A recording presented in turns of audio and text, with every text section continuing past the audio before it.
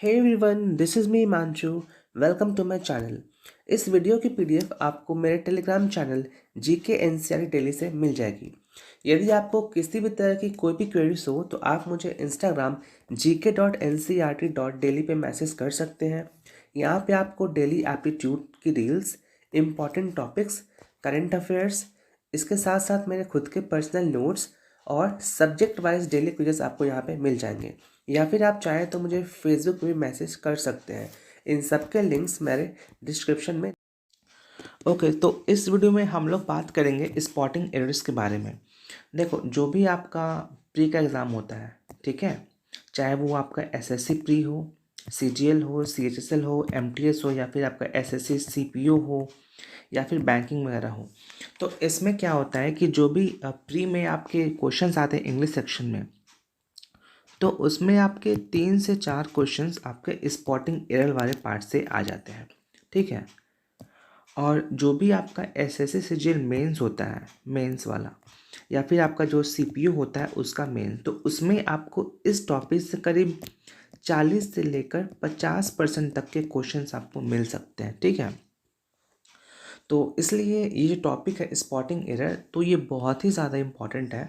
हम लोग करीब 100 रूल्स पढ़ेंगे, जो कि बेसिकली आपका अलग अलग सेक्शन का एक कंपाइलेशन होगा, जिसमें हम लोग सब्जेक्ट वर्ब एग्रीमेंट के रूल्स पढ़ लेंगे, नाउन्स के रूल, एडजेक्टिव के, इस तरह जितने भी आपके पार्ट्स ऑफ स्पीच हैं, सबके मिला मिला के हमने करीब 100 गोल्डन रूल्स को कवर करना है, ठीक है।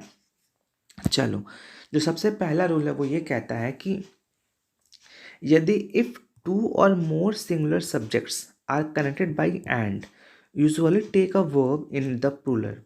यानी कि यदि एक ही लाइन में 2 से ज़्यादा सिंगुलर सब्जेक्ट हो, ठीक है, तो जो आपका वर्ब होगा वो आपका प्लूरल होगा। जैसे कि ये जो एग्जांपल दिया हुआ है, इसमें हरी एक सब्जेक्ट हो गया, राम एक सब्जेक्ट हो गया, ठीक है, और इन दोनों सब्जेक्ट को जोड़ कौन रहा है? एंड। तो यहाँ पे जो आपका वर्ब होगा ये सिंगुलर होगा, ठीक है। सॉरी, यहाँ जो जो वर्ब है यहाँ पे सिंगुलर दिया हुआ, ये गलत है, और जो आपका वर्ब होगा वो यहाँ पे ये वाला आर हो जाएगा, ठीक है। चलो नेक्स्ट। नेक्स्ट कह रहा है कि if the singular subjects are preceded by each और every, the verb usually singular.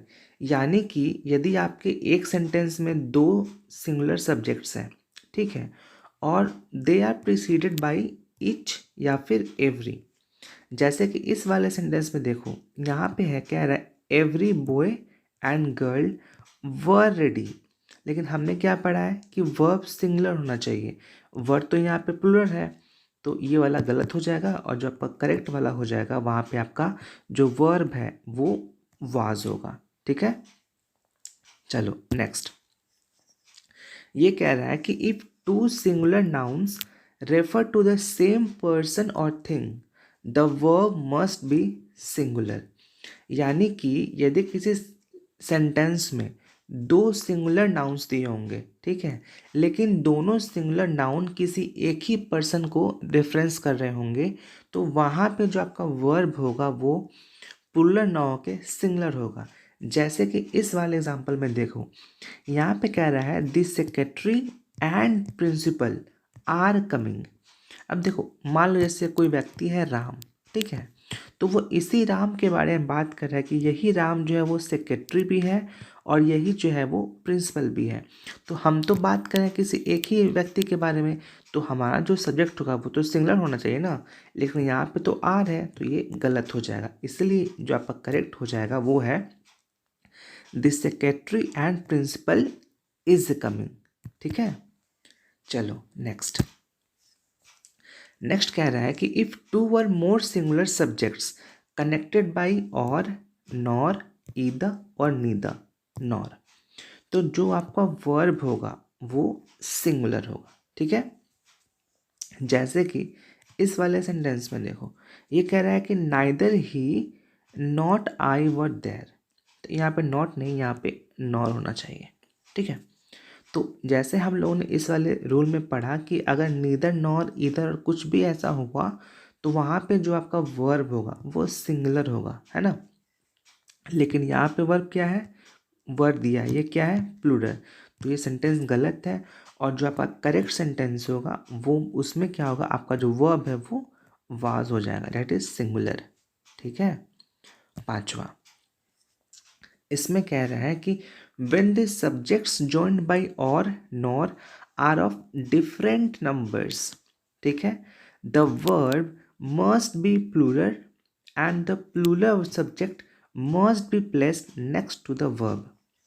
यानी कि यदि कोई भी सेंटेंस है, ठीक है, और उसका जो सब्जेक्ट है वो अलग अलग नंबर्स में हो, यानी कोई सिंगुलर हो कोई प्लूरल हो, वैसे केस में आपका जो वर्ब होगा वो वर्ब होगा प्लूरल, और जो प्लूरल सब्जेक्ट होगा उसके पास में होगा, मतलब उसके आगे वाले पार्ट में होगा।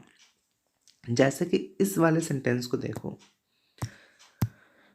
इसमें क्या कह रहा है कि neither the assistant masters nor the head master was present.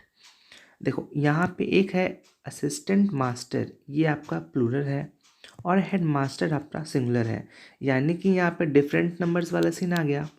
तो रूल के अनुसार डिफरेंट नंबर्स वाले सीन में जो आपका वर्ब होगा वो होगा प्लूरल। तो यहाँ तो पहले ही गलत है, वाज है, वाज तो सिंगुलर है, होना चाहिए प्लूरल। और जो आपका प्लूरल वर्ब होगा वो किसके पास होना चाहिए, आपका जो प्लूरल सब्जेक्ट है उसके पास। इसीलिए जो हमारा जो करेक्ट सेंटेंस है उसमें ये जो प्लूरल वर्ब है असिस्टेंट मास्टर, इसी के बाद आपका वर्ब आएगा। इसीलिए जो आपका करेक्ट सेंटेंस है इसमें जो है हेड मास्टर पहले आया है, और जो आपका असिस्टेंट मास्टर्स है जो कि आपका प्लूरल था वो बाद में आया है, ताकि इसी के बाद हम लोग जो ये वर्ब है वर्ड इसको हम लोग यहाँ प्लेस कर सकें। ठीक है। तो ये पहली वीडियो इसलिए हमने इसमें ज़्यादा डिस्कस नहीं किया है, बस हमने इसमें 5 ही रूल पढ़ा है, पहला, दूसरा, ये तीसरा, ये चौथा, ये पांचवा। आगे की जो वीडियोस होगी उसमें हम लोग करीब एक बार में 10 रूल्स पढ़ेंगे, और तकरीबन 9 या फिर 10 वीडियो में आपकी ये जो टॉपिक है जो 100 गोल्डन रूल्स की वो कवर कर ली जाएगी। ठीक है। So thank you so much for watching, God bless you.